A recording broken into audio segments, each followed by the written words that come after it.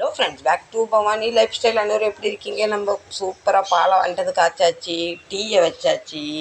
இப்போ பாருங்கள், நம்ம காக்காலாம் வந்து உட்காந்துருக்காங்க. புறா வந்து என்ன வச்சாலும் அவங்கள சாப்பிட விடாமல் டிஸ்டர்ப் பண்ணிக்கிட்டே இருக்குது. வெளியே நிறைய மழை பெய்யுது.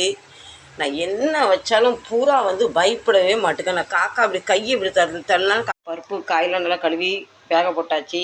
சாம்பார் மசாலா 1½ ஸ்பூன், தனி மிளகாத்தூள், மஞ்சத்தூள், கொஞ்சமாக ஜீரகப்பொடி, கொஞ்சமாக காயப்பொடி, கொஞ்சமாக கல்லுப்பு. இது நல்லா ஒரு கிளறி நான் எல்லாமே பெரிய பெரிய பீஸாக தான் போட்டிருக்கேன். ஏன்னா எல்லாம் வந்து 2 விசிலில் வெந்துடும். பின்ன கடையை தானே போகிறோம், குக்கரை மூடிடலாம். ஒரு ஞாயிற்றுக்கிழமை ஆச்சே, கூட கொஞ்ச நேரம் தூங்கலான்னு பார்த்தேன். எங்கே முடியல, எனக்கு தான் லீவு. ஆனால் இவருக்கு காலையில் கடைக்கு போகணும் பார்த்தீங்களா, அதனால அவருக்கு சாப்பாடு ரெடி பண்ண ஆரம்பிச்சுட்டேன். வாங்க டீ குடிக்கலாம். டீ குடித்தா கொஞ்சம் ஒரு உற்சாகம் வரும். மாவு வந்து நான் பொங்குமா பொங்காதுன்னு ரொம்ப சந்தேகத்தில் இருந்தேன். ஏன்னா நான் 10:30 மணிக்கு வேலையிலேருந்து வந்து அதுக்கப்புறம் அரிசி பருப்பை ஊற போட்டு நைட்டில் 1 மணிக்கு அரைச்சேன். நினச்சேன் புளிக்காதுன்னு, ஆனால் பரவாயில்ல, நல்லா புளிச்சிருக்கு. ஆனால் மழைக்கு புளிச்சிருக்குன்னா ஆச்சரியம்தான். நிறைய பேர் இதில் துணி போட்டு இட்லி வைக்கிறேன் பார்த்துருக்கேன். எனக்கு அந்த வேலை கொஞ்சம் விளக்குற மாதிரி இருக்குது. அந்த துணி எடுக்கணும், கழுவணும், துவைக்கணும், அதை சேஃபாக அரைச்சாச்சு. பச்சை மிளகாயெல்லாம் பழுத்து போனனால சட்னி சிகப்பு கலரில் இருக்குது. பச்சை மிளகா எல்லாமே வந்து ஒரு மாதிரி இதாகிட்டு, அதனால் சட்னி பிங்க் கலர் ஆகிட்டு. இப்போ நம்ம இட்லி வெந்துட்டா பார்க்கலாமா? சூப்பராக வெந்திருக்கு. கொஞ்சமாக இப்படி தண்ணியை தெளிச்சிட்டு இப்படி குத்தி பார்த்தா வெந்துட்டுன்னு அர்த்தம். சூப்பராக வெந்துட்டு இட்லி.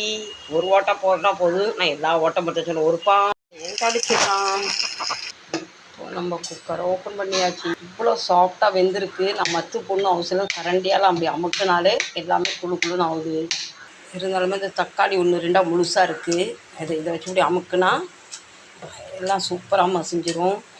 இட்லிக்கு மட்டும் எப்பவும் சாம்பார் வந்து தண்ணியாக இருக்கணும், அப்போ தான் டேஸ்ட்டாக இருக்கும். ஊற்றி சாப்பிட்றதுக்கு கட்டியாக இருந்தால் கொஞ்சம் தக்காளி சட்னியும் பண்ணிடலாம். தக்காளி சட்னிக்கு பூண்டு. இப்படி கார சட்னி வந்து நம்ம செஞ்சு ஃப்ரிட்ஜில் வச்சுக்கிட்டா 2 நாளுக்கு 3 நாள் சாப்பிட்லாம். இந்த சட்னி இப்போ நாளை காலையில் அவசரம் வேலைக்கு பெறப்படும் போது சட்னி பண்ண முடியலை. அதனால் கொஞ்சம் எக்ஸ்ட்ரா பண்ணி வச்சுக்கிட்டா நாளைக்கு 2 தோசையோ 2 இட்லியை மட்டும் அவிச்சிக்கலாம். ஆனால் இது நல்லா வந்து எண்ணெயில் வந்து ரோஸ்ட் ஆயிடணும். வெளியே கூட வச்சு சாப்பிட்லாம். ஆனால் நான் செஞ்சு நல்லா ஆற வச்சு ஃப்ரிட்ஜில் வச்சுருவேன். சட்னி அரைச்சிடலாம். சட்னி அரைச்சாச்சு.